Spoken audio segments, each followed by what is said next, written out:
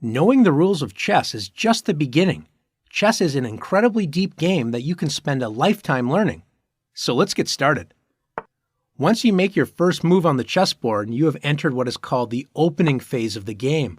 This is where you begin to develop your pieces onto good squares where they can attack, defend, and control the center. Once most pieces have developed, the game enters the middle game phase, where both players are making plans, organizing their pieces, finding weaknesses, and attacking their opponent's king. Some games end right in the middle game with checkmate or resignation.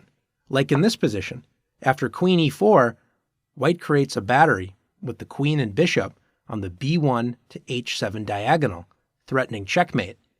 Notice the queen is also threatening the unprotected rook on a8. Black only notices the unprotected rook, moves it to safety, and then is shocked to see the game is over. Queen takes h7, checkmate. Not all games end that quickly. Some games continue on, and after many of the pieces have been traded away, enter the endgame phase, where the goal is usually to promote a pawn to a queen and then checkmate your opponent. In these lessons, you will learn about each of these phases of the game in detail so you can improve your chances of winning. But before we get too far, it's time to talk about your first moves in the opening. There are three main goals in the opening. First is to establish control of the center. The center is the most important part of the board. From the center, you can launch an attack anywhere. Second is to get your pieces onto active squares.